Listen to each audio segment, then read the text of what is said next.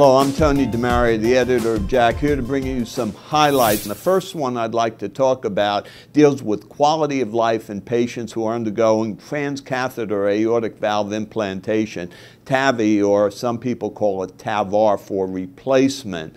And of course, TAVI is a very exciting new procedure that's done primarily in elderly individuals who are either not candidates for surgical aortic valve replacement or very high-risk candidates. And so in this group of elderly individuals, quality of life is very important relative to length of life.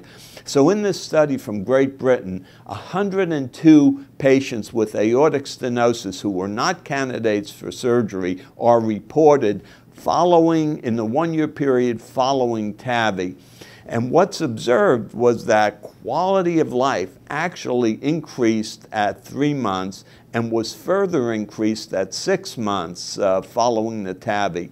Now, it remained constant and was sustained for 1 year. So these data are very encouraging, and they provide an indication that doing this procedure doesn't just prolong life, but increases the quality of that life that's increased.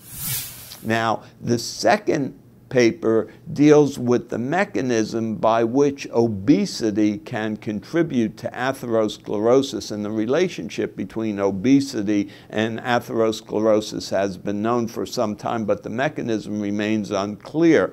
And so this particular study analyzes resistin, which is an adipokine that's increased in patients with obesity, but one for which the precise function is not yet defined.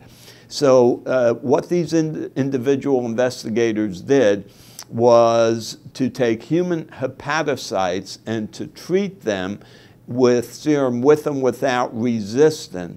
And what they observed was that resistin reduced the LDL receptors in these hepatocytes by 40%.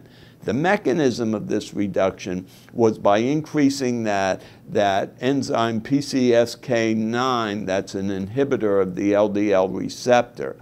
So that in addition to this, resistin also decreased the ability of statins to stimulate an increase in LDL receptors. So it may well be that resistin is an important mechanism by which obesity exerts its adverse effects on atherosclerosis.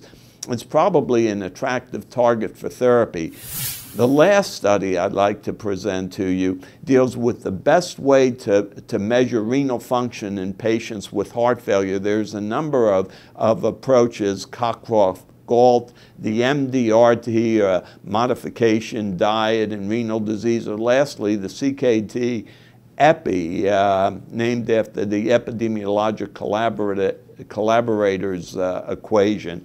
And 925 patients with chronic heart failure were studied.